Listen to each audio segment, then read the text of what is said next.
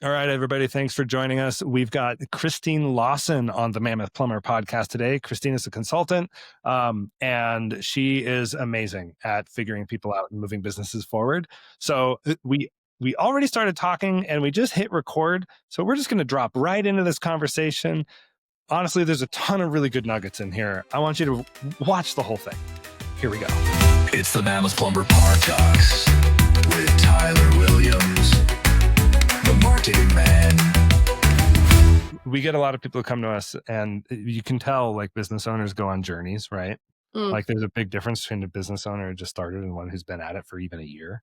And you've seen people go through a number of stages now. And so I was wondering if you can give me an idea of like what you typically expect when somebody comes through your door, like what you think they're most likely, what's one of those early stages that just people seem to always stumble on, or a high percentage of them stumble on? They all say the same thing. Well, a lot of them say the same thing. When they come to me, they say, I just need some systems and processes, or I just need us to get organized. That's always what's the surface level of what their verbiage is going to be. And they're not wrong, but usually it's that tracing back that domino to the root cause. It's more complicated than that. Well, so then you start digging in. Like, typically, what do you find when you dig in? I don't have people. I have yet to have someone who comes to me and is like, I need leads.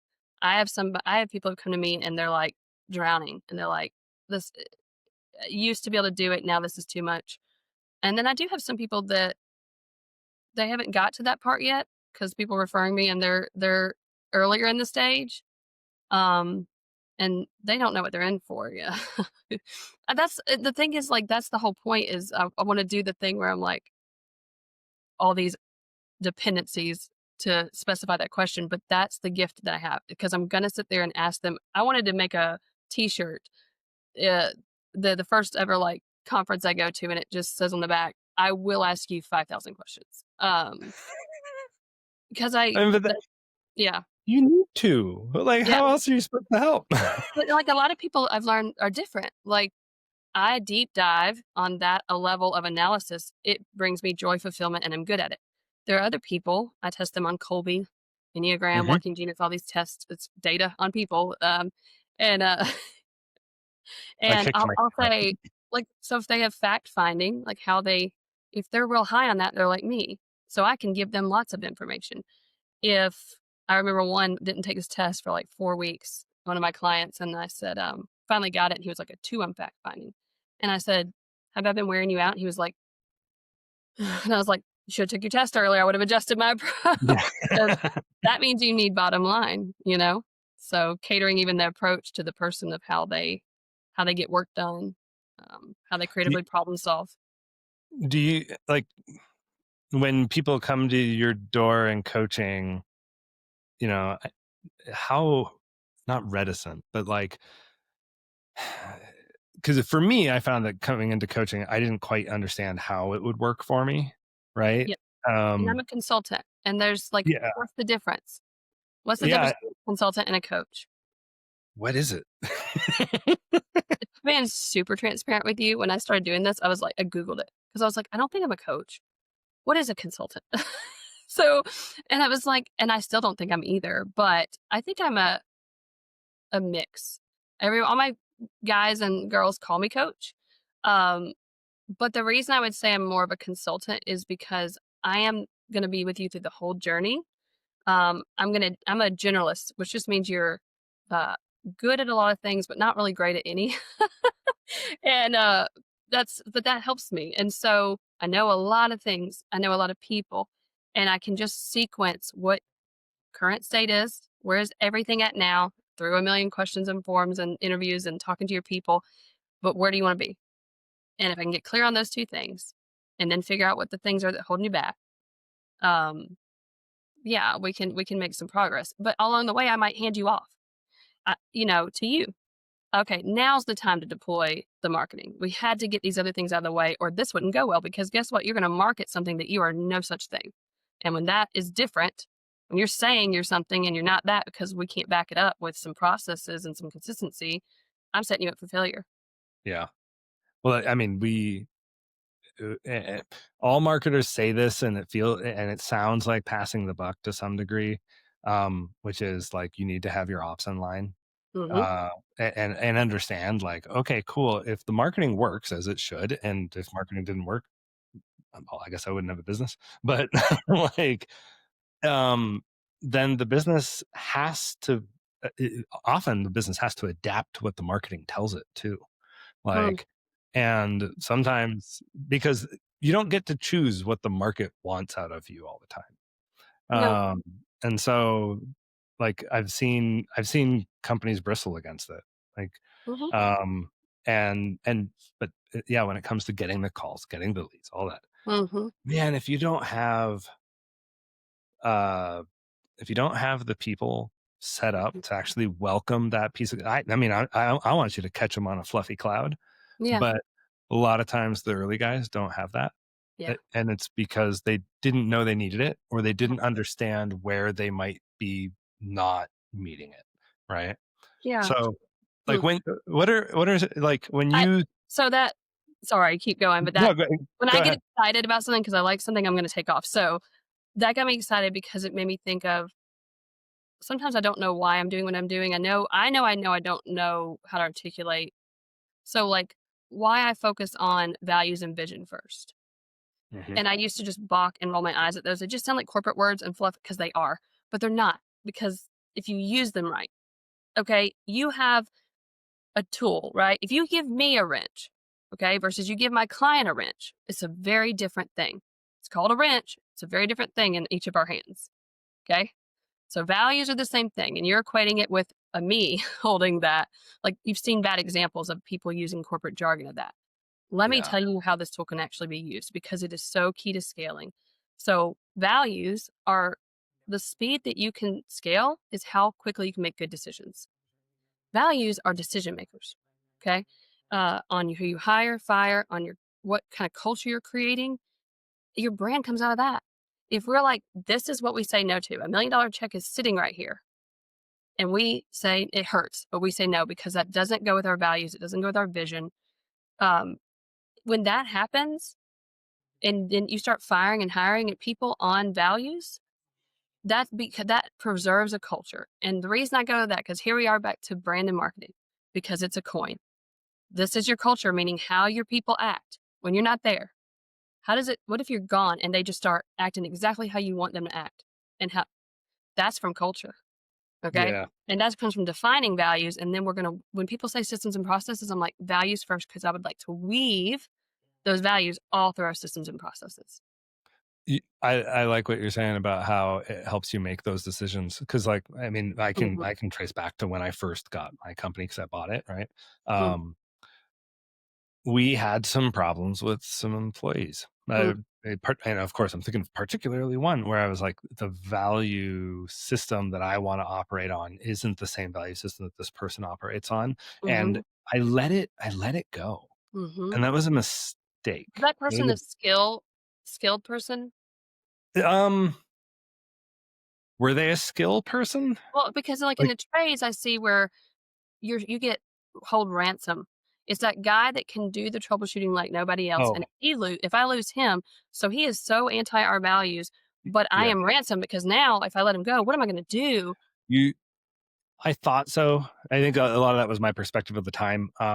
So it's because he was an account manager, and Mm. whenever you have an account manager leave or a new one come, like, Mhm. there's training, it dusts Yes. up an agency quite a bit, Yeah. and so we've gotten a lot better at like, okay, how do we handle these, and we got enough Yeah. redundancies, but like at the time we didn't, because we were a lot smaller. And so yes, he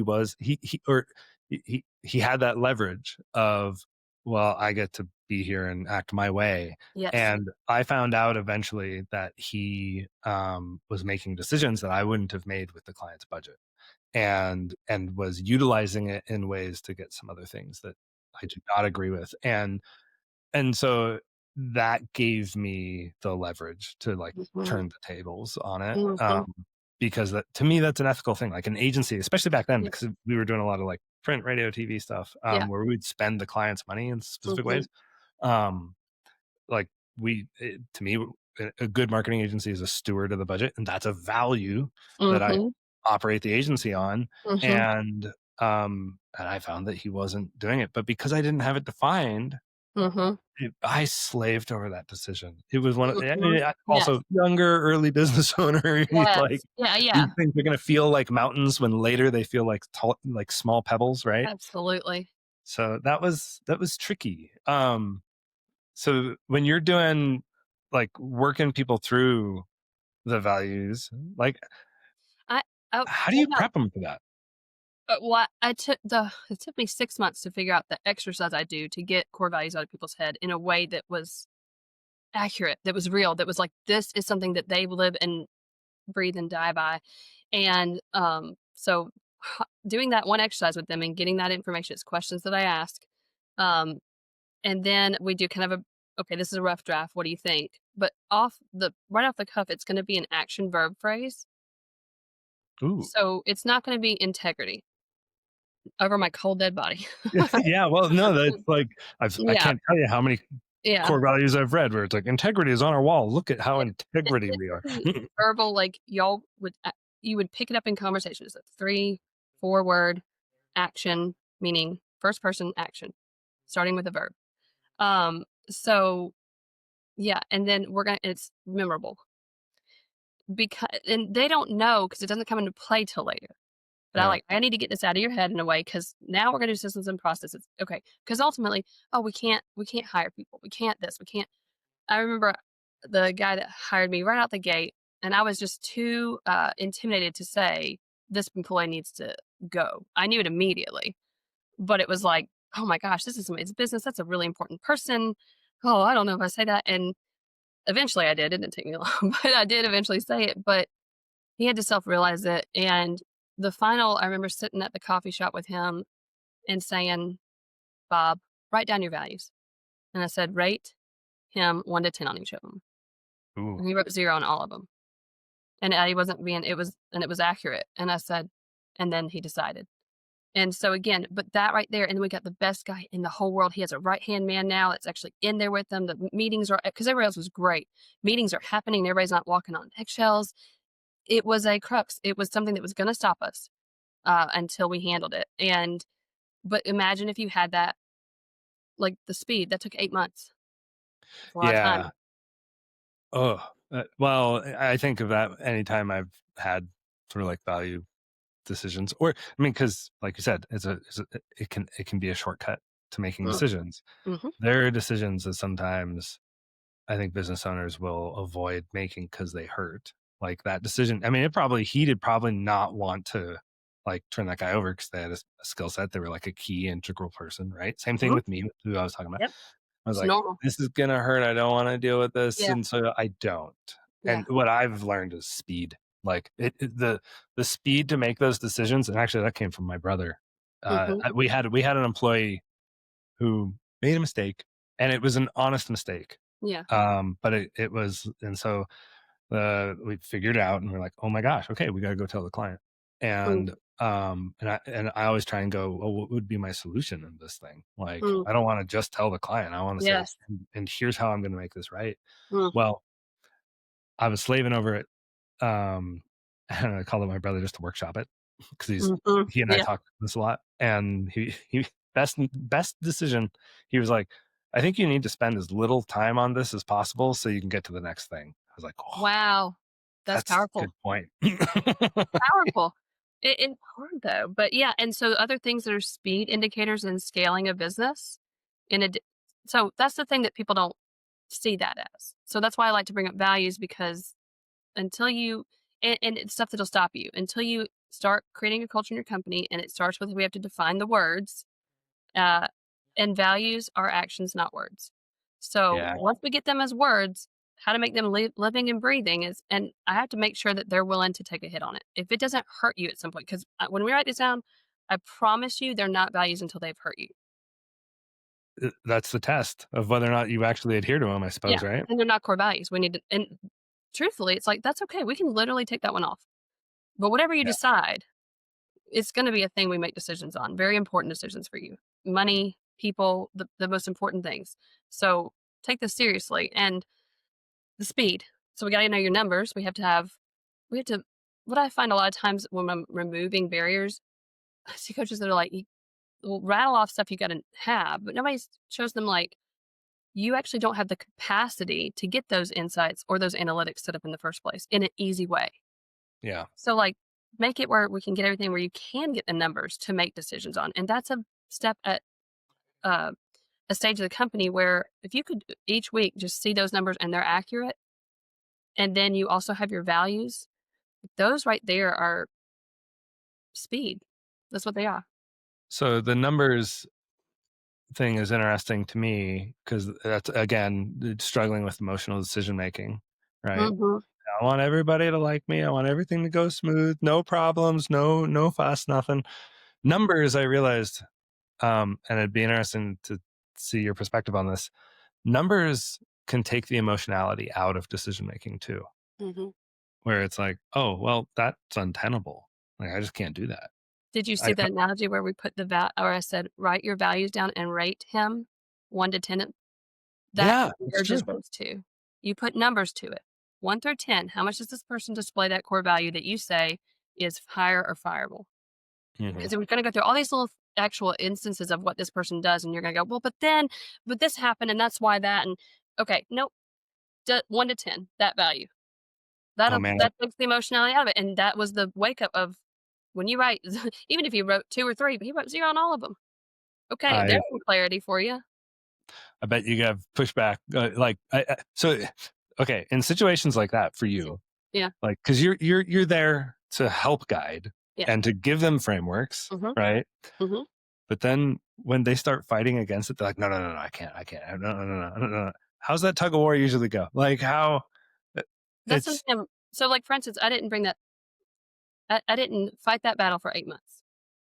So there's a lot of things where I'm like, what is the crux that I was talking about? So, it's a strategist, and he's all about finding the critical obstacle to progress that can be moved. Okay, it's not one that's yeah, literally immovable at this time. It's something that, with the resources and capability and imagination that you have at hand, what can we move out of the way that will leverage you the most toward what you're trying to get to?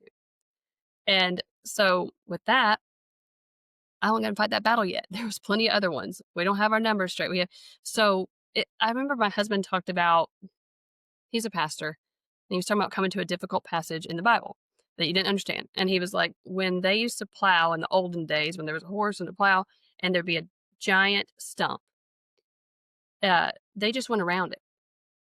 Okay. But after season after season after season of get to the hard part, go around it, what happens eventually to those roots in that soil? Because we're not going to stop plowing the lower 40. yeah. We're still going to eat. Okay. If you want to stop right there and work on it. So go around it on the things you can't tackle yet. So that's what I do a lot with people. I'm like, I can see pretty clearly. Boom, boom, boom, boom, boom, boom, boom. I'm like a data, and I can see everything. That's not the strategy. The strategy is not, I know the answer and I just tell you, well, you need to do this. You should do this, that. I have those answers to some extent. That's not how I need them to think it's their idea. That sounds so manipulative. No, But I was going to bring that up because I have seen that in my operations manager. Like she will bring things to me sometimes with the same thing of like, okay, here's the thing, but she's really trying to get me to realize something. And she knows that she's not going to get buy-in unless I'm led to it in a right way. And in that there's some self-discovery, right? Like, Right. I think for business owners, there's a degree of, especially when you seek out coaching or consulting, like, and the advice of others, Mm-hmm. some of the best people to give you advice will give you the circumstance and then watch you walk through the door yourself. Right. I wanted And to be so, a facilitator. oh yeah. I used to be a teacher, and I would rather orchestrate this whole thing. I was really good in, like, with kids, understanding all their differences, figure out what motivates them. I loved them to say, well, that's the lazy kid. Oh my gosh, nothing fired me up more. Because I'm like, you don't understand the kid yet. Like, once you can unlock motivation, like, just giving them a choice. It used to be old school. You line up kids in a row and you teach them, and you do what I say. What if you were like, hey, you can do this project however you want, and you can make you do stuff they like, Minecraft, and then all of a sudden you find that thing that interests them or that way that they like to show the work. And then you don't have, you just get out of their way. I love this. I love this concept of, because this is what I've also found is humans aren't very different. Like, marketing, it's a big psychology game, right? Yes. Like, and so what you're telling me is that, wait, what works in the classroom decades later still works on people. Yeah. Yeah, exactly. And you were saying something. So help me explain this. Sometimes I can't get things coherently. There's a lot happening in here, but getting it coherently. That's the fun part.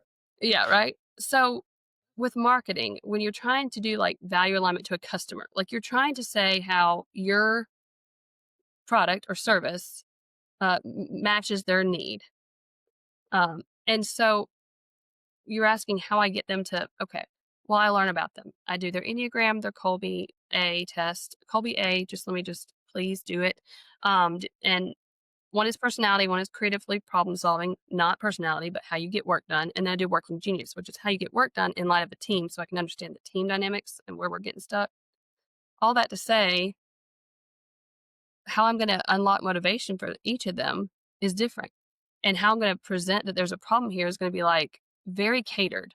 It's extremely tailored. So it's like the way I'm going to even tell someone the same issue, let's say 5 of my clients have the same issue. The way I'm going to approach even telling them, I don't tell them, drawing their attention to it is totally different for each of them. Because I'm going to know them and I'm going to make it cold and hearted, but the data. But behind that is a really big heart that the reason that I do that is not strategy. It's because I freaking care. It's because I care really, really deeply. Well, I mean, to some degree, I think there's again, going back to thinking like a marketer, you got to be a social chameleon to some degree, right? Yeah. Like, but what are you doing? You're saying taking that because you're a wing message market. That's what you're doing. You're like, okay, cool. I got these guys with these issues. It's all the same issue, but they all have to be told different ways. Yeah. Otherwise, they aren't going to hear it. No. And so what motivates you is different. If you're I think you're a 2 wing 3, but I don't know. I haven't typed you, but I think you're a 2 wing 3. You got 3 in there. When you said the word I can take a test. You just let me know which one. You can, but those are by the way, if you're taking an Enneagram test, no, they're highly inaccurate. The best thing to do is read a really thorough description of the 9 types. And when one of them makes you go, ugh, and feel ashamed or like really embarrassed, you got tears. Oh, fun. Yeah. Because you're like, oh, I don't like that. Because the whole point of it is growth, not to put you in a box, but I don't like typical personality tests because they test behaviors. Mm-hmm. That's great. That does not address the underlying motivations, fears, or desires. So it becomes more fluid. I'm an 8, wing 7, and you might look at the behaviors of me and an Enneagram 1, and we're doing the same thing, completely different reasons. That's true. Yeah.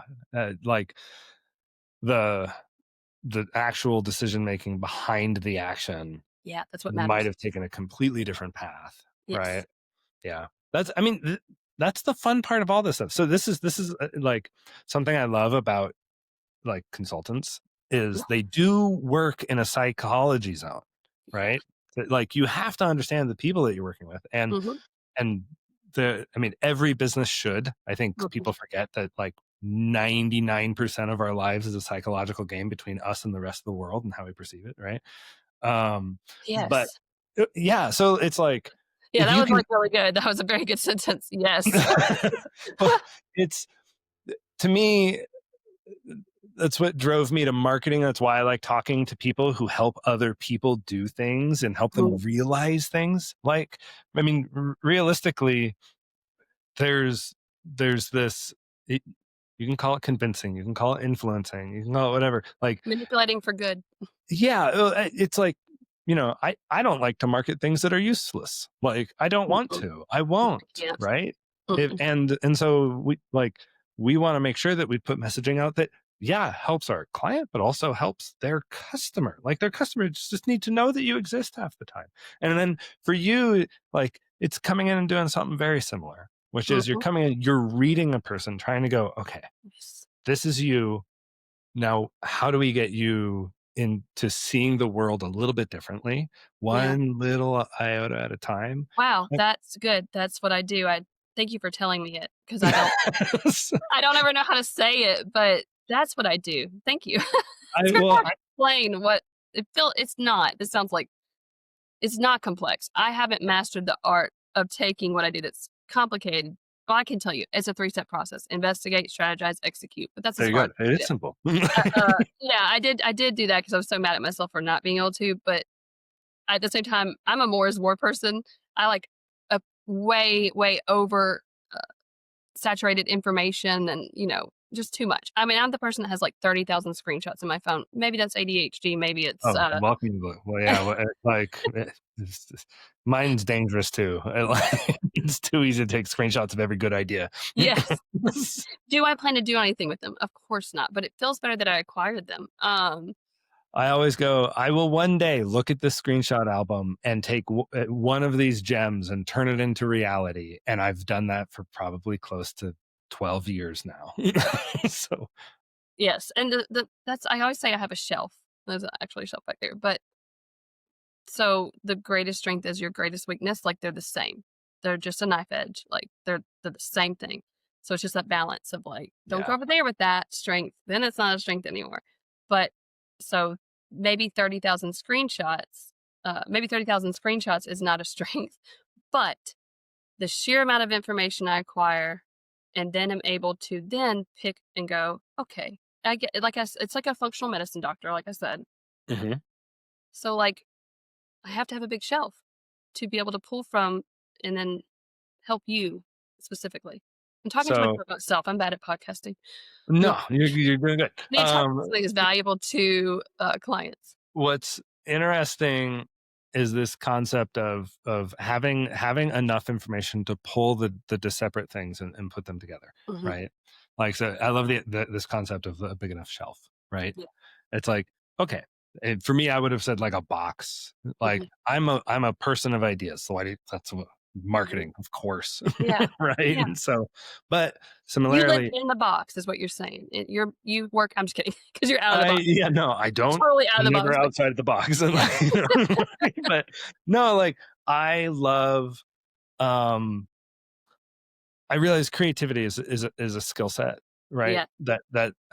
And you have to have creativity for multiple things in life. One of which is of course like, oh, I'm making creative messaging or a cool picture or whatever, like those things. But here's the interesting thing about business and creativity. I got into this because I wanted to like make movies and cool commercials and things like that. And I had a lot of fun doing that, and I still do. But what scratches the itch of creativity now is actually solving the more complex business problems because those are dealing with people in a much more like laser focused way. Right. So like I deal in a world of mass communications, but then for my business, I deal in a world of a lot of one to one or one to Mhm. department or whatever. And so, I mean, so I think there's a lot of similarities with like the way that I would approach a marketing problem and you would approach a business like Yeah. that There's a kind of lot of problem. crossover because it's strategy. Because Yeah. strategy is you've got to get information from your client, Hmm. enough, and then do something with it. I'm not good. I always say, don't give me a blank piece of paper. I think you actually have that gift. But if you give me a starting point, like in Patrick Lencioni's Working Genius world, the first step in the process of work getting done is wonder. Somebody goes, I wonder. I don't. Mm. Okay. In fact, when I took the test, that's my working frustration. I don't. That's the highest level. So way up here. That seems you probably have wonder. I just think I mean yeah, that that's I something love that negative. word. I love that word because it's Yeah, like this a natural it curiosity and annoys me. So anyway, like I don't have time for that. So, but the right below that is invention.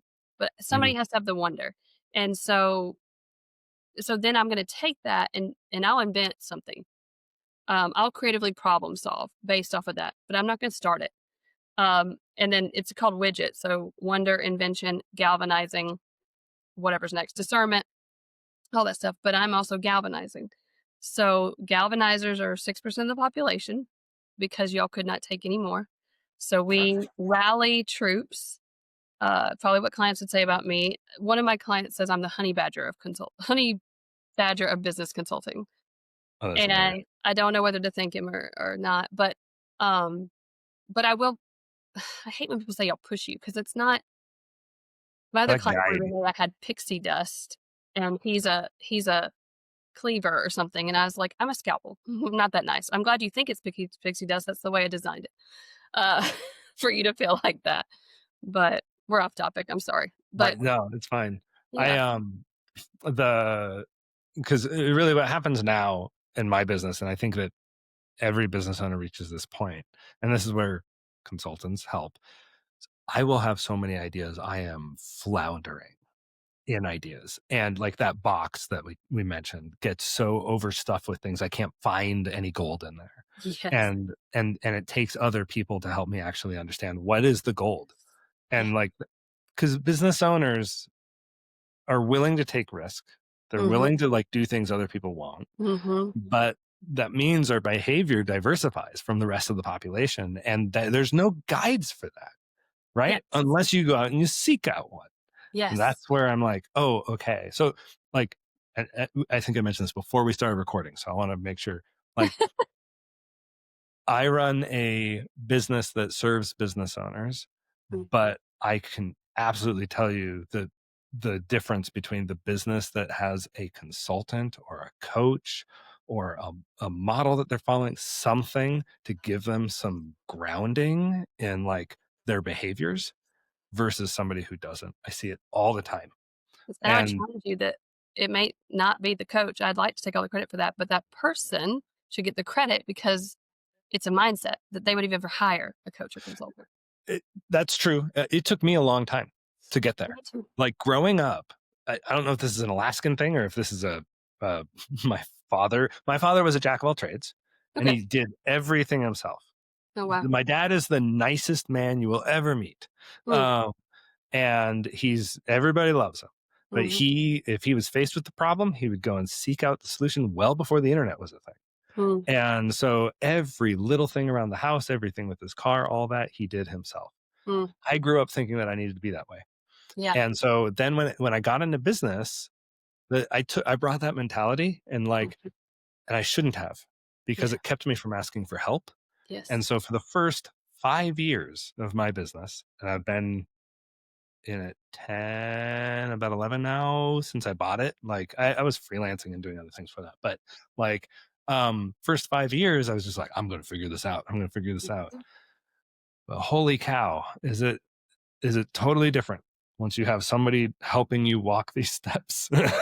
And it's respect to speed. The name of this podcast should be "We're on Speed." No, speed. Yeah, right. Because we don't do anything that, like, I'm not going to work with somebody where I look at them and in honesty, I'm like, I don't know if we're going to, I don't know if you can do this. So hopefully we'll record that. But like, there is I don't know if you're on board for this, but like all of my people, nobody's stupid. You're not stupid. I'm not stupid. It's just a speed thing. Whatever you're already on track to do, let's accelerate it. Yeah. Let's make it easier along the way, or enjoy. My big thing is not just white knuckle through 4 years of your life scaling, be miserable and then sell it. What if we just make something that you come to that you actually like the company and don't hate it that you created? Those 4 years could be semi-enjoyable. I'm not saying they're not going to be hard. The people who work for you and where you work, organizational health is a big deal. And I don't think good people, like, they can do it, but like, and there's nothing wrong with selling. I think you should be designed to sell no matter what. Yeah, but I agree. Just don't make it this has to be this thing. And I gotta do really hard things that completely deprive me of all joy and sanity and fulfillment in my life for 4 or 5 years. No, you don't. Let me help you along the way where we can enjoy it. Yeah. I mean, I've seen people do that where they stick to what they know, and they aren't seeking out help or thinking about ways to branch out and do things differently. And then they end up like really frustrated. Right. And that's one of the things that, I mean, it kills me when I see it with clients where I'm like, oh man, this business is hurting you, like to operate it. Right. Yes. And then they're running away. So then what they do is this is what I see all the time. They scale it to where they get some rock stars. And then they're like, it's like they've been treading water in the ocean for 5 years. There is nothing wrong with what they're doing. They're burnt out for good reason. And they're like, I'm tapping out. Y'all got this. I'll be kind of around vaguely. I'm not in the field anymore because I was told that. But I don't really know what I'm doing. And I don't really know what this new position might look like. Ooh, If I'm a yeah. general manager, what does that look like? And they usually have some contract of that or some coach or template program that's told them, these are your jobs. No, no, no, no. What do you like to do in this company? What I'm not saying don't have to sometimes do hard things that we're not good at, but if it's up to me, every single thing we can offload or outsource to an outside or an inside person that actively drains you of fulfillment and joy, we're going to do that as soon as possible. That's really important.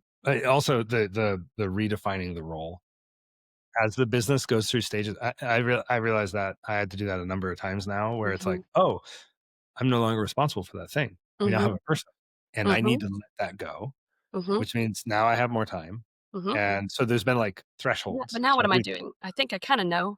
yeah. And like lately, like we reached a new threshold where like the ops team is real dialed in, the project management and stuff is in a new spot, and we have more or just subject matter experts on the team. And so they rely on me less. And then so I reached this point where I went, oh, I have a different job. Crap, what is that job? Right. And ultimately it's allowed me to redefine, what do I love about doing what I do?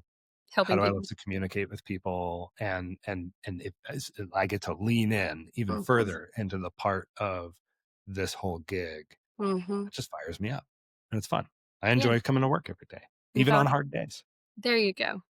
That's what that fills my heart with joy, because if I've had a client that was, I'm just going to assume you're a 2, even though I don't know that. But if I was talking to Enneagram 2, I remember thinking your biggest need is to be helpful. So this client it's a very big company doing very well. Okay. But he's there every Saturday.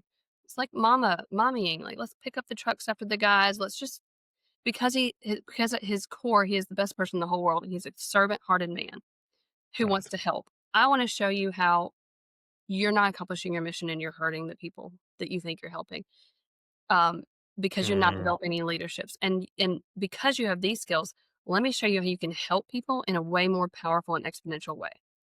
But that's not what I'm going to say to an 8, because they don't care. That's not what I'm going to say to a 5. But it's true. It's not.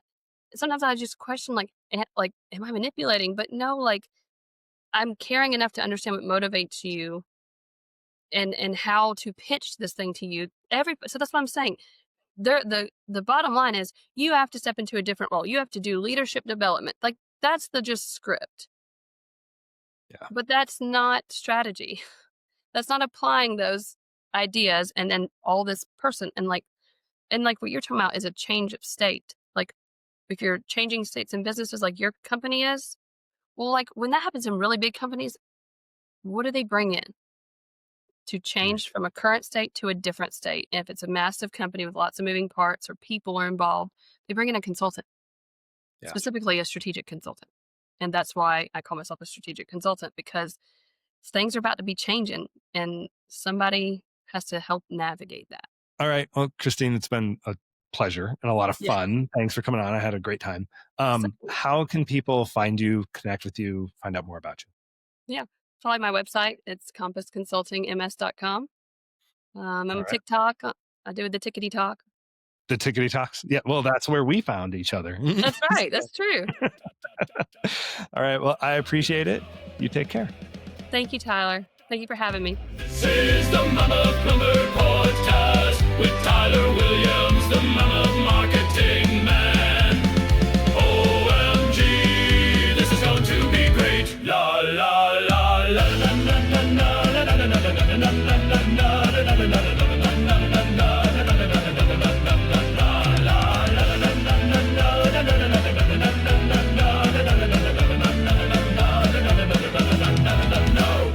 This is a Mammoth Plumber Podcast with Tyler Williams, the Mammoth Marketing Man. OMG, this is going to be great. This is the Mammoth Plumber Podcast with Tyler Williams, the Mammoth Marketing Man. OMG, this is going to be great. La la la la la la la la la la la.